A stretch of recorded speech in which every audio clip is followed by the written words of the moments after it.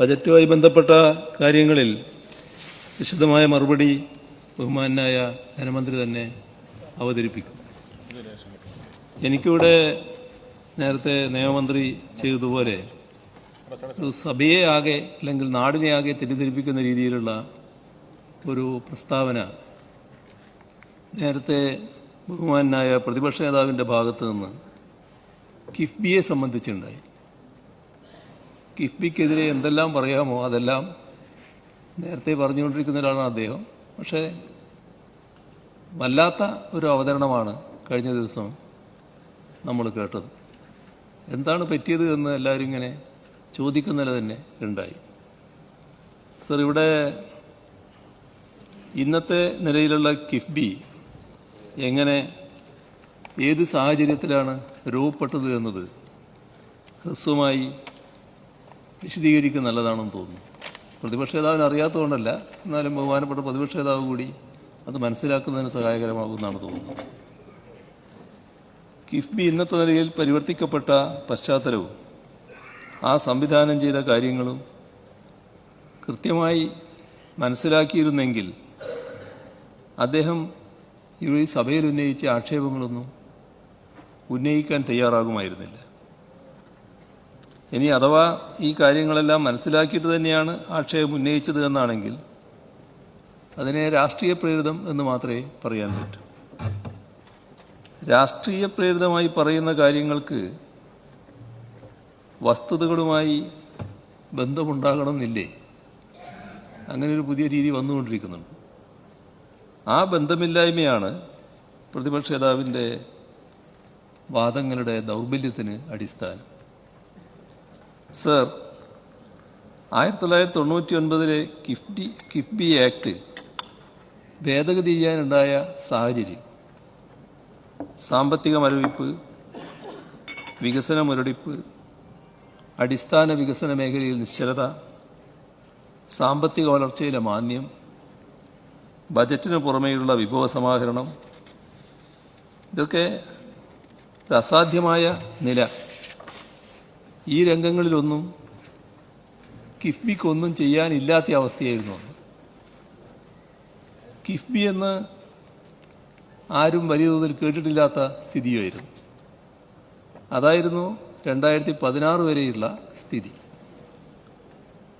ഈ മരവിപ്പിനെ മുറിച്ചു കടക്കാനും ബജറ്റിൻ്റെ പരിമിതിക്കപ്പുറത്ത് വിഭവ സമാഹരണവും അടിസ്ഥാന സൗകര്യ വികസനത്തിനായുള്ള വിനിയോഗവും ഉറപ്പാക്കാനും അടിയന്തരമായി ചിലത് ചെയ്തേ മതിയാവൂ എന്ന നില വന്നു.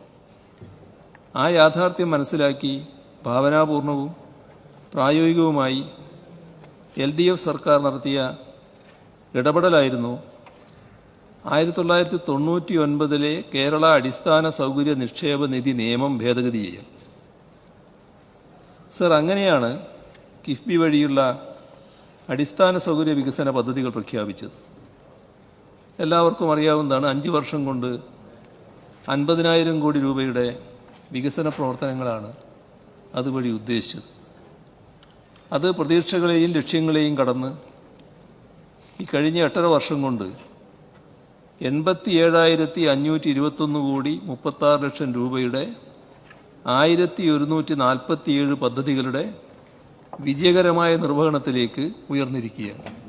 ഇതൊക്കെ അറിയപ്പെടുന്ന വസ്തുതകളാണല്ലോ. ഇത് കേരളത്തിൽ ഒന്നും ശരിയാവില്ല എന്ന് വാദിച്ചവരെയും വിഭവങ്ങളുടെ അഭാവത്തിൽ ആകെ മുരടിക്കുന്ന അവസ്ഥയിൽ കേരളം അടിഞ്ഞു കിടന്നുകൊള്ളും എന്ന് പ്രതീക്ഷിച്ചിരുന്നവരെയും ഒട്ടൊന്നുമല്ല പരിഭ്രമിപ്പിച്ചത്. വഴിയില്ലാത്തടത്ത് വഴി വെട്ടുകയായിരുന്നു, മരവിപ്പിനെ മുറിച്ചു കടക്കുകയായിരുന്നു. അതാണ് LDF സർക്കാർ ചെയ്തത്. 25 or 50 വർഷം കാത്തിരുന്നാൽ മാത്രം ഒരുപക്ഷെ നടന്നേക്കാവുന്ന കാര്യങ്ങൾ, അത്യന്താപേക്ഷിതമായ അടിസ്ഥാന സൗകര്യ വികസന കാര്യങ്ങൾ, ഇവ ഒട്ടും കാത്തിരിക്കാതെ ഇപ്പോൾ തന്നെ ചെയ്യുക. അതും ഭാവി വരുമാനത്തെ സെക്യൂരിറ്റൈസ് ചെയ്തുകൊണ്ട് വിദൂര ഭാവിയിലേത് സമീപഭാവിയിലേക്ക് അടുപ്പിക്കുക. ഭാവി പദ്ധതികളെ വർത്തമാനകാലത്ത് നടപ്പാക്കുക. ഇതാണ് ഉണ്ടാവുന്നത്. വരുമാനത്തിൻ്റെ ചെറിയൊരു പങ്ക് വർഷം തോറും കിഫ്ബിക്ക് സർക്കാർ വിഹിതമായി നൽകിക്കൊണ്ടും കിഫ്ബി തനതായി വിഭവസമാഹരണം നടത്തിക്കൊണ്ടും പശ്ചാത്തല സൗകര്യ വികസനം ഉടനടി സാധ്യമാക്കുക എന്ന ലക്ഷ്യമാണ് നമ്മൾ കൈവരിച്ചത്. കിഫ്ബിയെ പുനരുജ്ജീവിപ്പിച്ചതിലൂടെ പ്ലാൻ ഫണ്ടിന് പുറമേയുള്ള അധിക വിഭവസമാഹരണവും അതിലൂന്നിയുള്ള വികസന പ്രവർത്തനങ്ങളുമാണ് സംസ്ഥാനത്ത് നടന്നത്. കിഫ്ബിയുമായി ബന്ധപ്പെട്ട് കഴിഞ്ഞ ദിവസം ബഹുമാനപ്പെട്ട പ്രതിപക്ഷ നേതാവ് പറഞ്ഞ കാര്യങ്ങളിൽ കിഫ്ബിയുടെ പണം എന്നത് നിങ്ങളുടെ ആരുടെയും തറവാട്ട് സ്വത്ത് വിറ്റ് ബാങ്കിലിട്ടിരിക്കുന്ന പണമല്ല എന്നായിരുന്നു വാചകങ്ങളിൽ ഒന്ന്. സർ, തറവാടും സ്വത്തുമൊക്കെയായി അദ്ദേഹം ഇപ്പോഴും കാര്യങ്ങളെ അങ്ങേയറ്റം യാഥാസ്ഥികമായി കാണുന്നുവെന്നാണ് ഇത് കാണിക്കുന്നത്. എന്നാൽ കിഫ്ബി എന്നത് സംസ്ഥാനത്തിൻ്റെ ചരിത്രത്തിലെ ഒരു നൂതനവും ധീരവുമായ കാൽവെപ്പാണ്. വികസനത്തിൻ്റെ ബദൽ മാതൃകയാണ്. അതിൻ്റെ നേട്ടങ്ങൾ അദ്ദേഹത്തെ ചൊടിപ്പിക്കുന്നതിൽ അസ്വാഭാവികതയൊന്നുമില്ല. യാഥാസ്ഥിക കാഴ്ചപ്പാടുകളുമായി നിൽക്കുന്ന അദ്ദേഹത്തിന് ഇത് ഉൾക്കൊള്ളാൻ കഴിയാതെ പോകുന്നതിൽ അത്ഭുതവുമില്ല. സർ, പ്ലാൻ ഫണ്ടിൽ കുറവ് വരുത്തുന്നു എന്നതാണ് പ്രതിപക്ഷ നേതാവിൻ്റെ ഒരു ആക്ഷേപം. ഇവിടെ കുറച്ച് പഴയ കണക്കുകൾ കൂടി നോക്കാം. ബജറ്റ് രേഖകൾ പരിശോധിച്ചാൽ മനസ്സിലാകുന്ന ഒരു കാര്യമുണ്ട്. ഉമ്മൻചാണ്ടി സർക്കാരിൻ്റെ അവസാന 3 വർഷത്തെ ആകെ മൂലധന ചെലവ് 16,049 കോടി രൂപയായിരുന്നു. എന്നാൽ കഴിഞ്ഞ 3 വർഷത്തിലെ കിഫ്ബിയിലൂടെ മാത്രമുള്ള മൂലധന ചെലവ് ഇതിലധികമാണ്. 17,857 കോടി രൂപയാണ് ബജറ്റിന് പുറമെ കഴിഞ്ഞ 3 വർഷത്തിൽ കിഫ്ബിയിലൂടെ മാത്രം വികസന പ്രവർത്തനങ്ങൾക്ക് ചെലവാക്കിയത്. ഈ LDF സർക്കാരിൻ്റെ കഴിഞ്ഞ 3 വർഷത്തിലെ മൂലധന ചെലവ് മാത്രം എടുക്കുക, അത് 41,773 കോടി രൂപയാണ്. ഇത് ഉമ്മൻചാണ്ടി സർക്കാരിൻ്റെ കാലത്തിനേക്കാൾ 2.6 മടങ്ങാണ് എന്നതാണ് വസ്തുത. ഇനി സംസ്ഥാന സർക്കാരിൻ്റെയും കിഫ്ബിയുടെയും ഒരുമിച്ച് കണക്കാക്കിയാൽ ഇത് കഴിഞ്ഞ 3 വർഷത്തിൽ 59,630 കോടി രൂപയാണ്. അതായത് ഉമ്മൻചാണ്ടി സർക്കാരിൻ്റെ കാലത്തിൻ്റെ 3.72 മടങ്ങ്. ഇത്തരത്തിൽ സർക്കാരിൻ്റെ നേരിട്ടുള്ള മൂലധന ചെലവ് ബജറ്റിലൂടെ ഉയർത്തുന്നതിന് പുറമെ കിഫ്ബിയിലൂടെയും കണ്ടെത്തുകയാണ് സർക്കാർ ചെയ്തത്. ഇതേക്കുറിച്ച് കൃത്യമായ ധാരണയില്ലാതെയാണ് ബഹുമാനപ്പെട്ട പ്രതിപക്ഷ നേതാവ് പ്ലാൻ ഫണ്ടിൽ കുറവ് വരുത്തുന്നു എന്ന തരത്തിൽ അടിസ്ഥാനരഹിതമായ ആരോപണം ഉയർത്തിയത്. കിഫ്ബിയുടെ മസാല ബോണ്ടും AFD മുഖേന കൊച്ചി മെട്രോ സമാഹരിച്ച വായ്പയും തമ്മിലുള്ള അടിസ്ഥാന വ്യത്യാസങ്ങൾ പ്രതിപക്ഷ നേതാവിന് കൃത്യമായി മനസ്സിലായിട്ടില്ല എന്നാണ് തോന്നുന്നത്. ഈ വിഷയം സഭയിൽ നിരവധി തവണ ചർച്ച ചെയ്യപ്പെട്ടിട്ടുള്ളതും വിശദമായ വിവരങ്ങൾ സഭയിൽ സമർപ്പിക്കപ്പെട്ടുള്ളതുമാണ്. എന്നിട്ടും മനസ്സിലായില്ലെങ്കിൽ വീണ്ടും അതുമായി ബന്ധപ്പെട്ടുള്ള വിശദീകരണമാവാം. കൊച്ചി മെട്രോയ്ക്ക് വേണ്ടി ഫ്രഞ്ച് കമ്പനിയായ AFDയിൽ നിന്നും എടുത്ത വായ്പയെ കിഫ്ബിയുടെ മസാല ബോണ്ടുമായി താരതമ്യം ചെയ്യുവാൻ കഴിയില്ല. അഥവാ അതിന് ശ്രമിക്കുന്നെങ്കിൽ അതിനു മുൻപ് US ഡോളറിലോ യൂറോയിലോ ഉള്ള വായ്പയെ ഇന്ത്യൻ കറൻസി അടിസ്ഥാനമാക്കിയുള്ള മസാല ബോണ്ടിലേക്ക് പരിവർത്തനപ്പെടുത്തേണ്ടതുണ്ട്. സർ, ഇത് പരിശോധിച്ചാൽ കാണുക, അന്ന് കിട്ടാവുന്ന ഏറ്റവും കുറഞ്ഞ നിരക്കിലാണ് കിഫ്ബിക്ക് വിദേശ ധനകാര്യ വിപണിയിൽ നിന്ന് പണം ലഭിച്ചത്.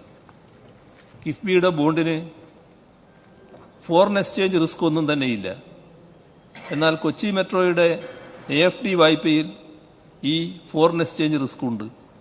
കരാർ പ്രകാരം ഈ തുക കേരള സർക്കാർ വഹിക്കേണ്ടതുമാണ്. കിഫ്ബിയിലെ CAG ഓഡിറ്റ് സംബന്ധിച്ചുള്ളതാണ് മറ്റൊരാക്ഷേപം. CAG ഓഡിറ്റുമായി ബന്ധപ്പെട്ട് 101 ആവർത്തിച്ച ഇല്ലാ കഥയാണ് ഇത്തവണയും പ്രതിപക്ഷ നേതാവിൻ്റെ നാവിൽ നിന്ന് വന്നത്. കിഫ്ബിയിൽ C&AG ഓഡിറ്റ് നടക്കുന്നില്ല, അത് നടത്താൻ അനുവദിക്കുന്നില്ല എന്നൊക്കെയാണ് ആക്ഷേപം. തികച്ചും വസ്തുതാവിരുദ്ധമായ ആക്ഷേപമാണിത്. കിഫ്ബിയിൽ CNAGയുടെ ഓഡിറ്റ് എന്ന വിഷയം ഈ സഭയിൽ നിരവധി തവണ ചർച്ച ചെയ്യപ്പെട്ടതാണ്. കിഫ്ബിയിൽ CNAGയുടെ ഓഡിറ്റിന് ഒരു തടസ്സവുമില്ല എന്ന സത്യം ആക്ഷേപങ്ങളുടെ പശ്ചാത്തലത്തിൽ വീണ്ടും ആവർത്തിക്കട്ടെ. ഇന്ത്യൻ ഭരണഘടന പ്രകാരം പരമോന്നത ഓഡിറ്റിംഗ് സ്ഥാപനമെന്ന നിലയിൽ CNAGക്ക് കിഫ്ബിയെ ഓഡിറ്റ് ചെയ്യുന്നതിനുള്ള പൂർണ്ണ അധികാരം DPC ആക്ട് സെക്ഷൻ 14 നൽകുന്നുണ്ട്. സത്യം ഇതാണ്. ഇതിരിക്കെ കിഫ്ബിയെ ഓഡിറ്റ് ചെയ്യുന്നതിന് CNAGയെ സർക്കാർ പ്രത്യേകം ചുമതലപ്പെടുത്തേണ്ട കാര്യമില്ല. എന്നിരുന്നാലും അനാവശ്യ വിവാദങ്ങളുടെ പശ്ചാത്തലത്തിൽ കിഫ്ബിയിൽ പൂർണ്ണമായ CNAG ഓഡിറ്റിങ്ങിന് സർക്കാർ രേഖാമൂലം അനുമതി നൽകിയിട്ടുണ്ട് എന്നത് മറ്റൊരു കാര്യവുമാണ്. കിഫ്ബിയിൽ ആക്ട് പ്രകാരം നിലനിൽക്കുന്ന സ്റ്റാറ്റ്യൂട്ടറി ഓഡിറ്റുകൾക്കൊപ്പം CNAGയുടെ ഓഡിറ്റ് നടക്കുന്നുണ്ട്. CNAG audit, statutory audit, risk based internal audit, concurrent audit തുടങ്ങിയ ഓഡിറ്റുകളൊക്കെ കിഫ്ബിയിൽ നടക്കുന്നുണ്ട്. പ്രതിപക്ഷ നേതാവ് ഇതൊന്നും അറിയുന്നില്ല എന്നാണ് തോന്നുന്നത്. 2023-24 സാമ്പത്തിക വർഷം വരെയുള്ള കിഫ്ബിയുടെ എല്ലാ വരവ് ചെലവ് കണക്കുകളും പദ്ധതികൾ സംബന്ധിച്ച രേഖകളും CNAG ഓഡിറ്റിങ്ങിന് വിധേയമാക്കിയിട്ടുണ്ട്. 2020-21 മുതൽ 2023-24 വരെയുള്ള കഴിഞ്ഞ 4 വർഷത്തെ CNAG ഓഡിറ്റ് 2024 ഒക്ടോബർ 21 മുതൽ ഡിസംബർ 12 വരെ കിഫ്ബിയിൽ നടന്നു. 53 ദിവസത്തോളം കിഫ്ബിയിൽ CAG സംഘം പരിശോധന നടത്തിയിട്ടുണ്ട്. അവർ ഉന്നയിച്ച എല്ലാ സംശയങ്ങൾക്കും നിരീക്ഷണങ്ങൾക്കും കിഫ്ബി മറുപടിയും നൽകിയിട്ടുണ്ട്. CNAG ഓഡിറ്റ് റിപ്പോർട്ടുകൾ അസംബ്ലിയിൽ വെക്കുന്നില്ല എന്ന ആരോപണം തികച്ചും അടിസ്ഥാനരഹിതമായ ഒന്നാണ്. 22/1/2021 നിയമസഭയുടെ മേശപ്പുറത്ത് സമർപ്പിക്കപ്പെട്ട കിഫ്ബിയെക്കുറിച്ചുള്ള CNAG ഓഡിറ്റ് റിപ്പോർട്ടിൽ തെറ്റായ പരാമർശങ്ങൾ ഉൾക്കൊണ്ടു എന്ന് കണ്ടെത്തിയതിനാൽ നിയമസഭ അതിനെ ഐകകണ്ഠേന നിരാകരിച്ചു എന്നതിൽ നിന്ന് തന്നെ അത് അസംബ്ലിയുടെ പരിഗണനയ്ക്ക് വന്നു എന്ന് തെളിയുന്നുണ്ടല്ലോ. പ്രതിപക്ഷ നേതാവ് ഇതൊന്നും അറിയുന്നില്ല എന്നാണോ ധരിക്കേണ്ടത്?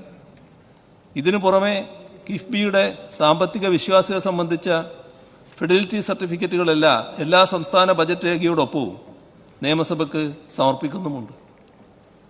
പ്രതിപക്ഷ നേതാവ് ഇതൊക്കെ പരിശോധിക്കാൻ സമയം കണ്ടെത്തണം എന്നാണ് പറയാനുള്ളത്. പദ്ധതി നിർവഹണത്തിന്റെ ഗുണമേന്മയിൽ വിട്ടുവീഴ്ച ചെയ്യാത്ത കിഫ്ബി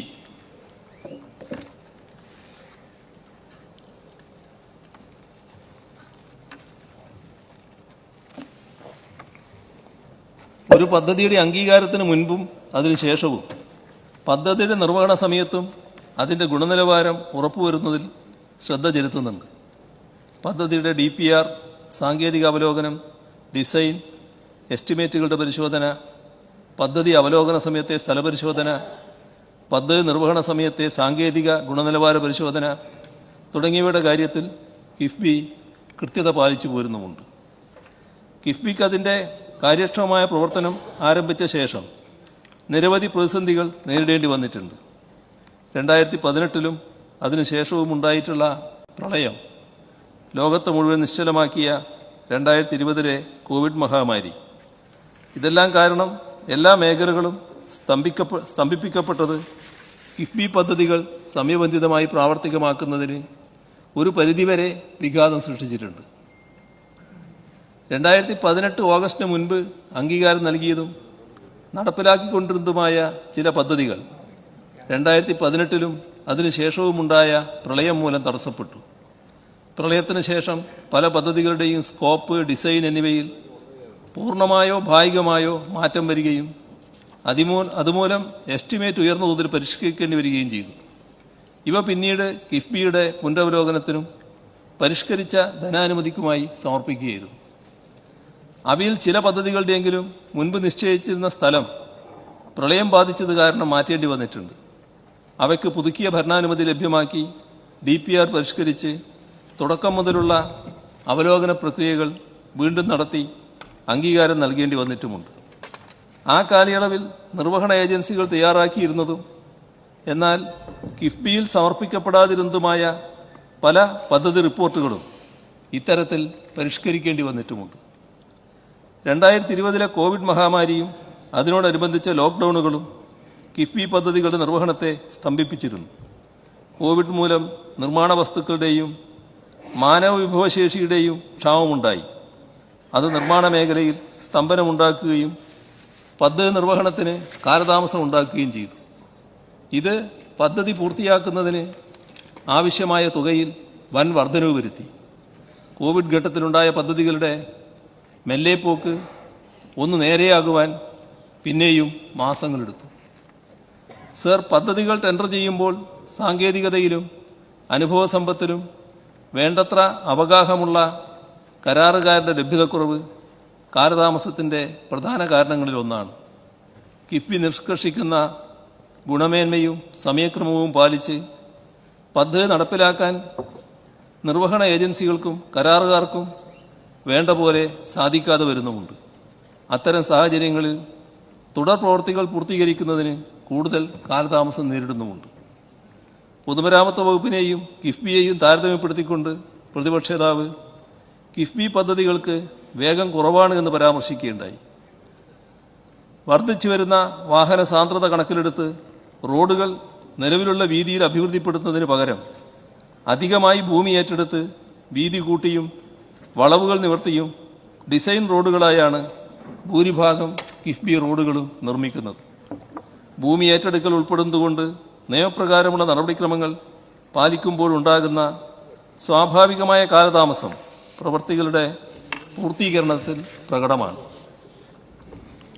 ഭൂമി ഏറ്റെടുക്കൽ നടപടികളുടെ പൂർത്തീകരണത്തിൽ സാധാരണഗതിയിൽ ശരാശരി 2-3 വർഷം സമയമെടുക്കുമെങ്കിലും ഭൂവുടമകളുടെ ഭാഗത്തു നിന്നുള്ള പ്രതിഷേധം, കോടതി വ്യവഹാരങ്ങളിലേക്ക് ഉൾപ്പെടെ നയിക്കുന്ന പ്രാദേശികമായ എതിർപ്പുകൾ, ഇത്തരം കാരണങ്ങളാൽ ഭൂമി ഏറ്റെടുക്കൽ നടപടികളിൽ അനിയന്ത്രിതമായ കാലതാമസത്തിന് കാരണമാകുന്നുമുണ്ട്.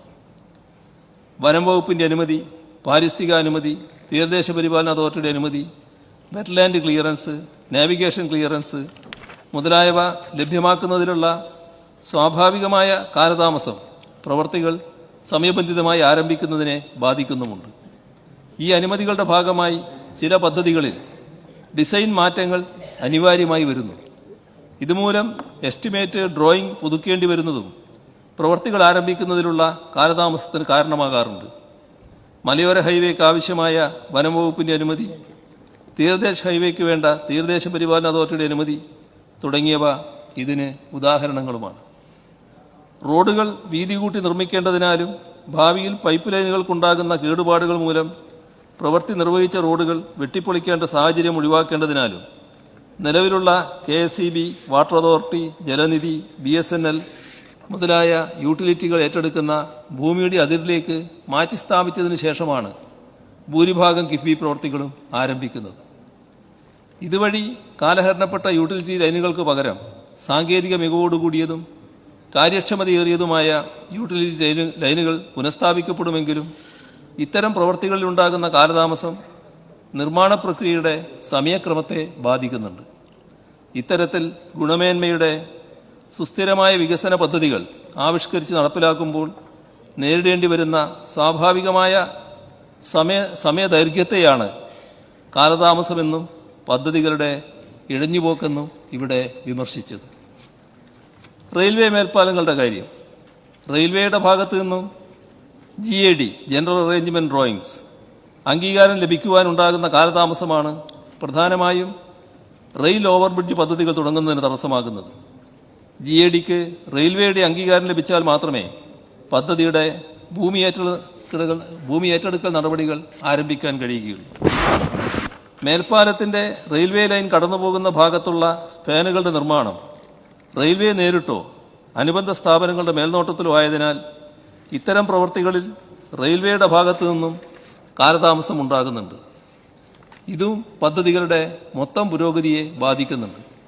കൂടാതെ റെയിൽവേയുടെ പാത ഇരട്ടിപ്പിക്കൽ സംബന്ധിച്ച് നിലനിൽക്കുന്ന അനിശ്ചിതത്വം മൂലം റെയിൽവേ റോഡ് മേൽപ്പാലങ്ങളുടെ ഡിസൈൻ അന്തിമമാക്കുന്നതിന് സാധിക്കാതെ വരുന്ന സാഹചര്യവുമുണ്ട്.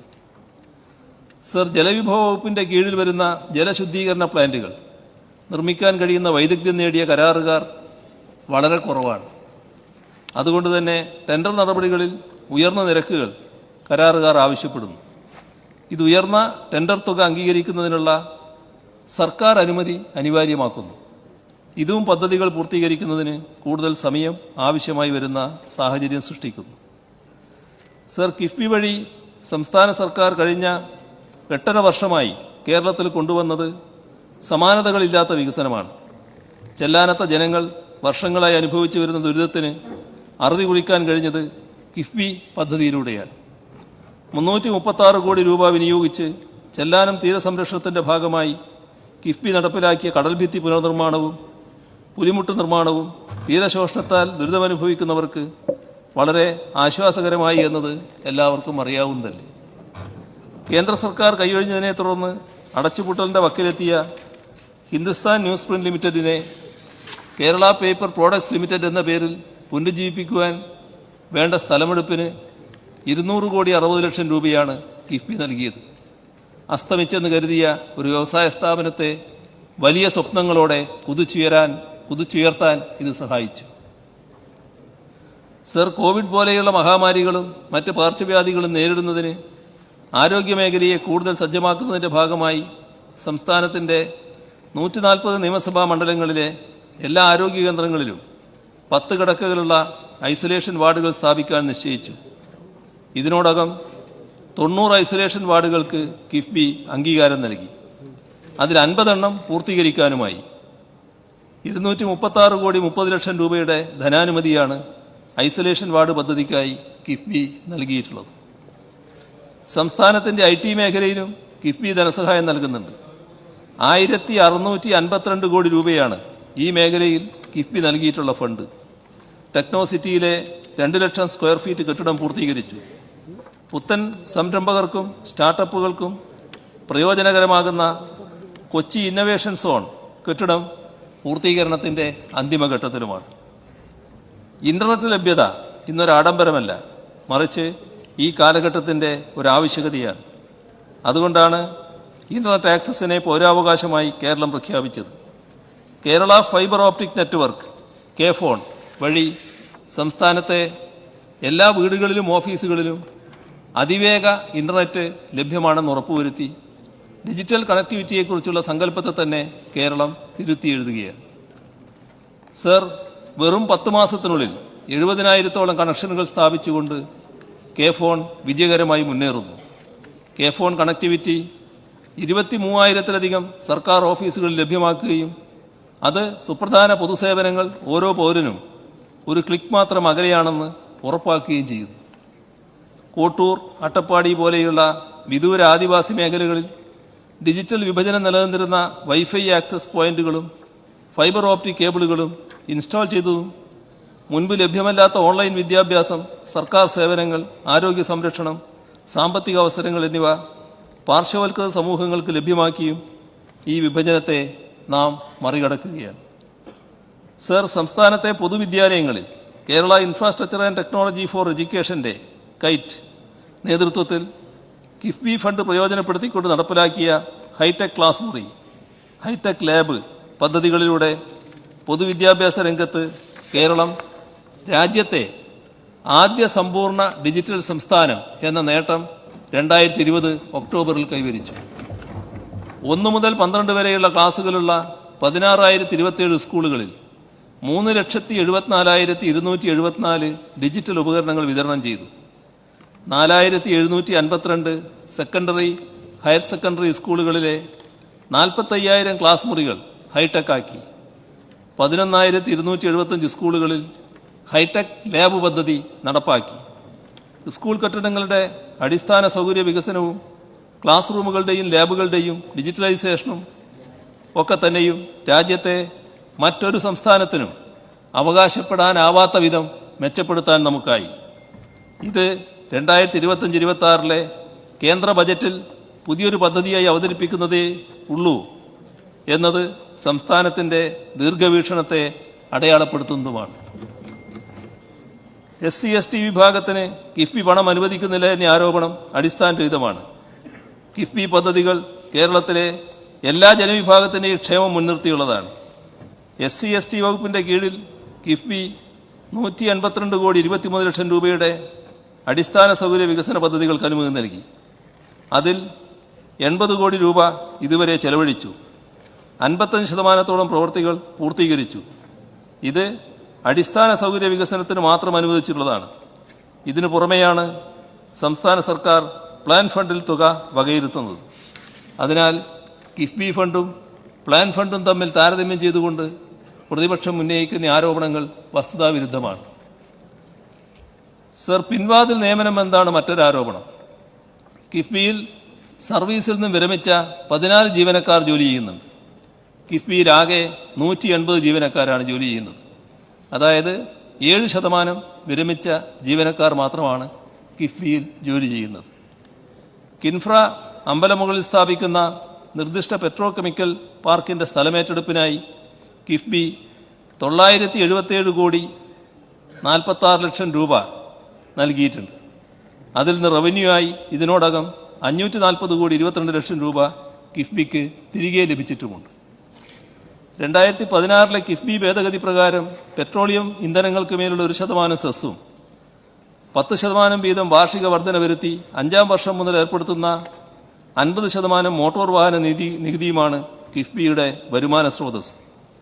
ഈ സ്രോതസ്സിനെ സെക്യൂരിറ്റൈസ് ചെയ്ത് സെബിയും RBIയും അംഗീകരിച്ചിട്ടുള്ള നൂതന ധനസമാഹരണ സംവിധാനങ്ങൾ ഉപയോഗപ്പെടുത്തി വായ്പയെടുത്ത് കേരളത്തിൻ്റെ അടിസ്ഥാന സൗകര്യ മേഖലയിൽ കൂടുതൽ നിക്ഷേപം കൊണ്ടുവരികയാണ് കിഫ്ബിയുടെ ലക്ഷ്യം. ഇത്തരത്തിലുള്ള ധനസമാഹരണം 2022 വരെ സംസ്ഥാനത്തിൻ്റെ വായ്പാ പരിധിയിൽ ഉൾപ്പെടുന്നതായിരുന്നില്ല. ഈ സാഹചര്യത്തിലാണ് മുൻ ധനമന്ത്രി കിഫ്ബി റോഡുകളിൽ നിന്നും പാലങ്ങളിൽ നിന്നും ടോൾ പിരിക്കേണ്ടി വരില്ല എന്ന് അഭിപ്രായപ്പെട്ടത്. കേരള FRA ആക്ടിന് വിരുദ്ധമായി സർക്കാർ അവലംബിച്ച നയവ്യതിയാനത്തിന്റെ ഫലമായിട്ടാണ് സംസ്ഥാനത്തിന്റെ ലെജിറ്റിമേറ്റ് എക്സ്പെക്ടേഷന് വിരുദ്ധമായി 2022 കിഫ്ബിയെയും സമാന സ്ഥാപനങ്ങളെയും സംസ്ഥാനത്തിന്റെ കടമെടുപ്പ് പരിധിയിൽ ഉൾപ്പെടുത്തിയത്. ഇതുമൂലം 2022 സാമ്പത്തിക വർഷം സംസ്ഥാനത്തിന് 15,895 കോടി 50 ലക്ഷം രൂപയുടെ അധിക വായ്പ എടുക്കലിനുള്ള അവകാശം നഷ്ടപ്പെട്ടു. മൊത്തത്തിൽ 2016 മുതൽ 2023 വരെയുള്ള സാമ്പത്തിക വർഷങ്ങളിൽ സംസ്ഥാനത്തിന് 1,07,513 കോടി 9 ലക്ഷം രൂപയുടെ ചെലവ് നഷ്ടമോ വിഭവ കമ്മിയോ ഉണ്ടായി.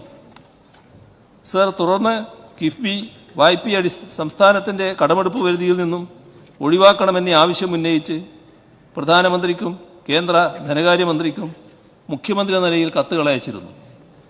എന്നാൽ അനുകൂലമായ നടപടികൾ ഒന്നും തന്നെ കേന്ദ്രത്തിന്റെ ഭാഗത്തു നിന്നുണ്ടായില്ല. അത്തരമൊരു സാഹചര്യത്തിലാണ് കേന്ദ്ര സർക്കാരിന്റെ സമീപനത്തിനെതിരെ കേരള സർക്കാർ സുപ്രീം കോടതിയിൽ ഭരണഘടനയുടെ അനുച്ഛേദം 131 പ്രകാരം സ്യൂട്ട് ഫയൽ ചെയ്തത്. ആ കേസ് ഇപ്പോൾ ബഹുമാനപ്പെട്ട സുപ്രീം കോടതിയുടെ പരിഗണനയിലാണ്. ആ കേസിന്റെ പ്രതിവാദത്തിൽ കേന്ദ്ര സർക്കാർ നിരത്തിയ ന്യായം കിഫ്ബി പദ്ധതികൾ വരുമാനദായകമല്ലെന്നും സമാന സ്ഥിതിയിലുള്ള NHAI തുടങ്ങിയ കേന്ദ്ര സർക്കാർ ഏജൻസികളെല്ലാം വരുമാനം നേടുന്നവയാണെന്നും അതുവഴി തിരിച്ചടവ് സാധ്യമാകുന്നു എന്നുമാണ്. എന്നാൽ ഇത് വസ്തുതാവിരുദ്ധമാണ്. ടോൾ വഴി വരുമാനം കണ്ടെത്തുന്ന NHAI ആകെ തിരിച്ചടവിൻ്റെ വളരെ ചെറിയൊരു ശതമാനം മാത്രമേ ടോൾ വഴി നേടുന്നുള്ളൂ. ബാക്കിയെല്ലാം ഓപ്പൺ മാർക്കറ്റ് കടമെടുപ്പും കേന്ദ്ര സർക്കാർ ഗ്രാന്റുകളുമാണ്. കേരളത്തിൻ്റെ വാദങ്ങളിൽ കടമ്പുണ്ടെന്ന് കണ്ടാണ് സുപ്രീം കോടതി ഈ കേസിനെ ഭരണഘടനാ ബെഞ്ചിന് വിട്ടത്. ഇവിടെ എടുത്തു പറയേണ്ട മറ്റൊരു കാര്യം, കേന്ദ്ര സർക്കാർ തന്നെ കിഫ്ബി മാതൃകയിൽ സ്ഥാപനം തുടങ്ങിയിട്ടുണ്ട് എന്നുള്ളതുമാണ്. കേന്ദ്ര സർക്കാരിൻ്റെ ഇത്തരം വിവേചനപരമായ സമീപനം കാരണമാണ് കിഫ്ബി പദ്ധതികളെ എങ്ങനെ വരുമാനദായകമാക്കാം എന്നതിനെക്കുറിച്ചുള്ള ആലോചനകൾ സംസ്ഥാന സർക്കാർ തത്വത്തിൽ നടത്തിയത്. കിഫ്ബി പദ്ധതികൾ വരുമാനദായകമാക്കിയാൽ കേന്ദ്ര സർക്കാരിൻ്റെ വാദങ്ങളെ ഗണ്ണിക്കാൻ കഴിയും. കിഫ്ബി വായ്പകളെ സംസ്ഥാനത്തിൻ്റെ കടമെടുപ്പ് പരിധിയിൽ നിന്നും ഒഴിവാക്കാനും കഴിയും. അടിസ്ഥാന സൗകര്യ വികസനത്തിനാണ് കിഫ്ബി കടമെടുക്കുന്നത്.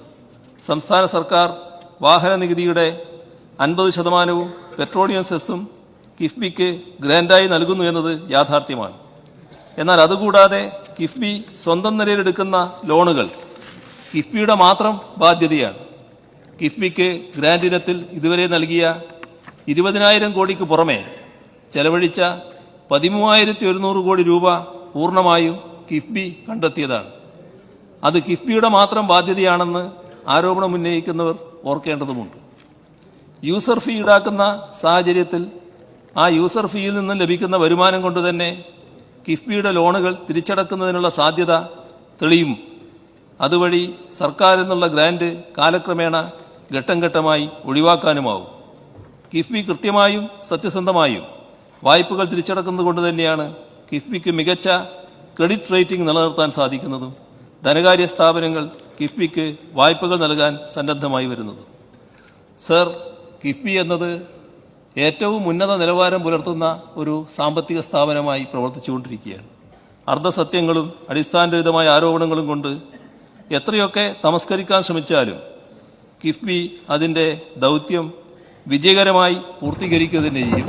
അതിനെല്ലാവരുടെയും പിന്തുണയാണ് ആവശ്യമെന്നാണ് എനിക്ക് ഈ ഘട്ടത്തിൽ പറയാനുള്ളത്.